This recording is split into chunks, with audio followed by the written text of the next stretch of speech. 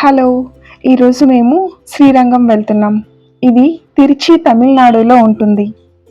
కావేరీ నది పక్కనే ఆ రంగనాథుడి ఆలయం ఉంటుంది.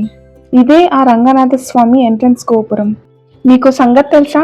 ఇది మన ఏషియాలోనే అతి పెద్ద గోపురం అని చెప్తారు. విష్ణుమూర్తికి 108 ఆలయాలుంటే ఇది మొదటి ఆలయం అంటారు. ఈ ఆలయంలో మొత్తంగా 21 గోపురాలన్నవి ఉంటాయి. 156 ఎకరాల గుడి ఇది. రోజుకి ఎన్నో స్టేట్స్ నుంచి ఈ గుడిని చూడ్డానికి వస్తారు. వీకెండ్స్లో వెళ్తే ఇంచుమించుగా 4-5 గంటలు పడుతుంది దర్శనం అవ్వడానికి. వీక్ డేస్లో వెళ్తే ఒక అరగంటలో దర్శనం అయిపోతుంది. మేము సెలవు పెట్టుకుని మరీ రంగనాథుని చూడ్డానికి వచ్చాం. ఇదే మన రంగనాథుడి గుడి ఎంట్రన్స్ అన్నమాట. మేము వెళ్ళేసరికి 2:30 అయింది. ఆ పక్కనే దర్శనం టైమింగ్స్ కూడా మనకి ఉంటాయి. ఈరోజు ఎంత సంతోషాన్ని ఇచ్చిందంటే ఆ రంగనాథుడి నిజరూప దర్శనం అన్నది ఈరోజు మాకు జరిగింది.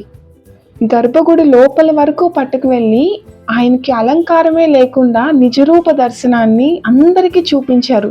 అసలు ఇది జీవితంలో ఎప్పటికీ మర్చిపోలేని ఒక మంచి అనుభూతి.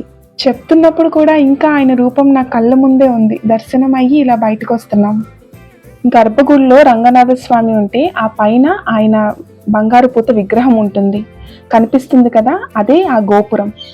ఈ గుడిని ప్రతి ఒక్కరూ కూడా వారి జీవితంలో ఒక్కసారైనా వచ్చి చూడాలి. ఎందుకంటే అంత మంచి ఆర్కిటెక్చర్. ఇన్నాళ్ళైనా కూడా చెక్కు చెదరని అందం ఈ గుడిలో కనిపిస్తుంది మనకి. ఈ గుడికి ఇంకో ప్రత్యేకత కూడా ఉంది. శ్రీ రామాంజుని వారు ఇక్కడ 1000 సంవత్సరాలకి పైగా ఉన్నారని, ఆయన శరీరం పాడవకుండా పచ్చకర్పూరంతో ఇంకా ఆయన్ని అలానే ఉంచారు. ఆయన చూడంగానే చాలా ఆశ్చర్యంగా అనిపిస్తుంది. ఆయన శరీరాన్ని కూడా ముడితే అంట మన శరీరం ముడితే ఎలా ఉంటుందో అలానే ఉంటదంట. 1000 సంవత్సరాలు అయినా కూడా చూసారు ఆ ప్రత్యేకత.